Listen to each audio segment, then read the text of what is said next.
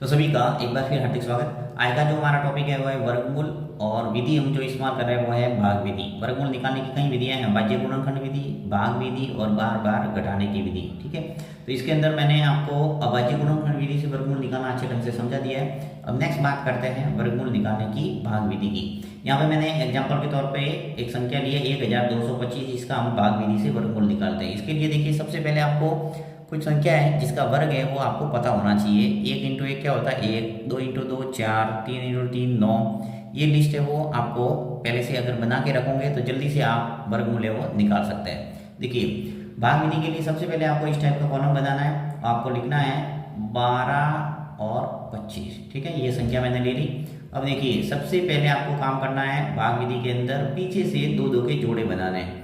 यहाँ पे 25 का एक जोड़ा हो जाएगा और 12 का एक जोड़ा हो जाएगा। राइट, सबसे पहले हम सॉल्व करेंगे 12 को, उसके बाद में भाग में किस ढंग से नीचे संख्या उतारते हैं उसी प्रकार ये 25 है वो नीचे आएगा। देखो कैसे, ये जो 12 है इस 12 का देखना है कि कौन सी संख्या का वर्ग है। ये जो 12 है वो कौन सी संख्या का वर्ग है और वो देखेंगे हम इस लिस्ट के अंदर। देखिए, 1 इंटू 1 क्या है 1, 2 इंटू 2 4 है, 3 इंटू 3 9 है और 4 इंटू 4 16 है। तो 16 तो ज़्यादा हो रहा है तो हम क्या लेंगे 3 इंटू 3। 3 इंटू 3 ले लो, यहाँ 3 और 3 यानी 3 इंटू 3 हुआ, कितने हो गए 9।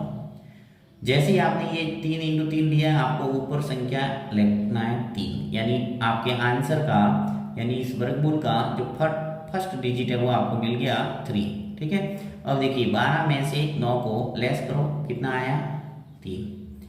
अब हम क्या करेंगे, ये जो दूसरा जोड़ा है 25 है वो नीचे उतारेंगे, ये 25 है वो नीचे आ जाएगा।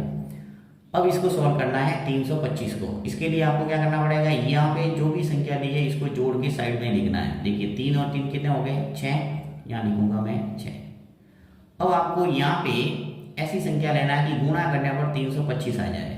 तो आप एक से प्रैक्टिस करेंगे। जैसे फॉर एग्जाम्पल देखिए, जैसे मैंने 6 के पास में एक एक रखा तो क्या आएगा 61। उसके बाद में चलो आगे वापस 2 2 रखेंगे तो क्या आएगा, देखिए 2 इंटू 2 4 और 2 इंटू 6 कितने हो गए 12, 124। वो भी काम का नहीं है, हमें कितना चाहिए 325।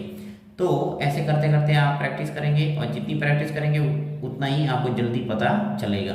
तो मैं यहाँ पे 6 के पास में अगर मैं 5 रखूँगा तो देखो क्या आ जाएगा, 5 इंटू 5 कितने हो गए 25, हासिल का 2। 5 का गुणा 6 से करेंगे क्या आएगा 5 के 30, 30 और 2 कितने हो गए 32, यानी आ गया 325। राइट, तो यहाँ पे मैं लिख लूँगा 325, यानी कि 5 और 5 लेना है हमें इसके पास में। ठीक है, अब 325 में से 325 क्या क्या बचा 0, अर्थात दूसरा जो डिजिट है वो मिल गया हमें 3 और 5, इसका आ जाएगा वर्गमूल।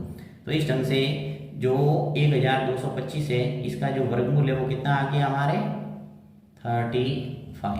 और वापस मान लो चेक करना है आपको कि आंसर निकाला है वो सही है या गलत है। तो 35 इंटू 35 करके देख लो, वापस आ जाएगा आपके 1225। तो इस ढंग से आप वर्गमूल भाग विधि से निकाल सकते हैं।